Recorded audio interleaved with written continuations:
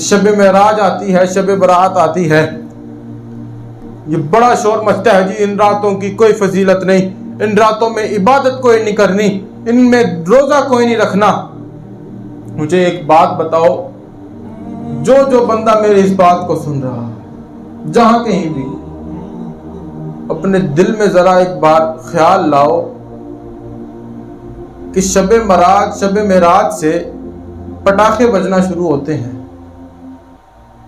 کوئی پھل ڈڑیاں جلا رہا ہوتا ہے، کوئی پٹاخے جلا رہا ہوتا ہے۔ شب برات کو حد سے زیادہ یہ کام ہوتا ہے۔ کبھی کسی نے یہ کہا ہے کہ یار پٹاخے نہیں چلاتے؟ کبھی کسی نے اس بات سے روکا، اس کام سے روکا؟ جو کفار کیا کرتے تھے، جب مسلمان عبادت کرتے تھے تو وہ ان کی عبادت میں خلل ڈالنے کے لیے ایسے کام کیا کرتے تھے۔ جو کہتا ہے کہ عبادت نہ کرو، کبھی اس نے یہ کہا کہ پٹاخے نہ جلاؤ؟ اس نے یہ کہا کہ اپنے بچوں کو اس کام سے روکو؟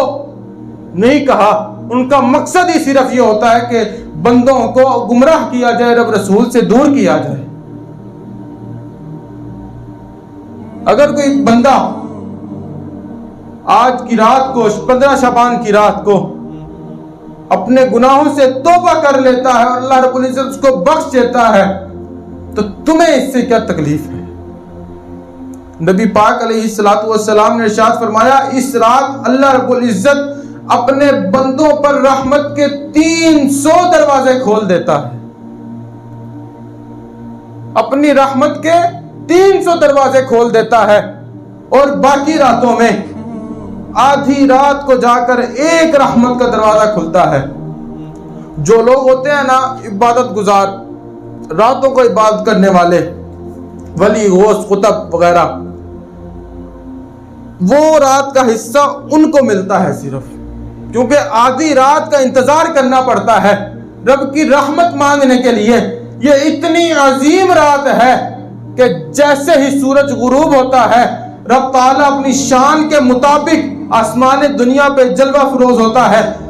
پہلے بندہ پکار رہا ہوتا ہے، جو عام راتیں ہوتی ہیں اس میں بندہ پکارتا ہے کہ یا اللہ معاف کر دے، میں توبہ کرتا ہوں، یا اللہ میں اپنے گناہوں سے بخشش طلب کرتا ہوں، تو مجھے بخش دے، میں تجھ سے رزق مانگتا ہوں، تو مجھے رزق دے دے، میں بیمار ہوں، میں تجھ سے شفا مانگتا ہوں، مجھے شفا دے دے۔ اس رات کی فضیلت یہ ہے، اس رات کی عظمت یہ ہے کہ رب تعالیٰ خود ارشاد فرماتا ہے کہ ہے کوئی مجھ سے بخشش طلب کرنے والا جس کو میں بخش دوں؟ ہے کوئی مجھ سے رزق مانگنے والا جس کو میں رزق عطا کروں؟ ہے کوئی بیمار جو مجھ سے شفا مانگے اور میں اس کو شفا دے دوں؟ ہے کوئی مصیبت زدہ جو مجھ سے مصیبت سے چھٹکارا مانگے اور میں اس کو مصیبت سے چھٹکارا دے دوں؟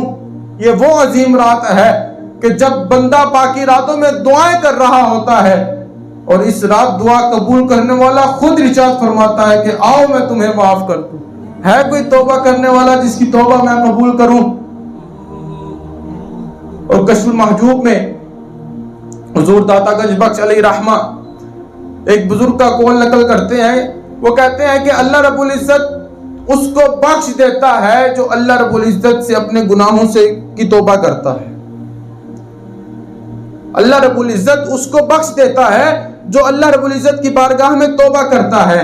اور آگے ایک اور بزرگ کا قول نقل کرتے ہیں، وہ کہتے ہیں ایسا نہیں ہے کہ اللہ سے جو توبہ کرے اللہ اس کو بخش دیتا ہے، اللہ نے جس کو بخشنا ہوتا ہے، جس کو جہنم سے آزاد کرنا ہوتا ہے، اس کو اللہ رب العزت توبہ کی توفیق عطا فرما دیتا ہے۔ جو لوگ آج کی رات لوگوں کو گمراہ کرتے ہیں، اللہ رب العزت انہیں اس قابل ہی نہیں سمجھتا کہ وہ اس عظیم رات میں اس کے سامنے کھڑے ہوں۔ وہ ان کو اس قابل ہی نہیں سمجھتا کہ وہ 15ویں شعبان کو روزہ رکھیں۔ اللہ رب العزت ان کو اس قابل ہی نہیں سمجھتا کہ وہ اس رات اپنے گناہوں سے توبہ کریں۔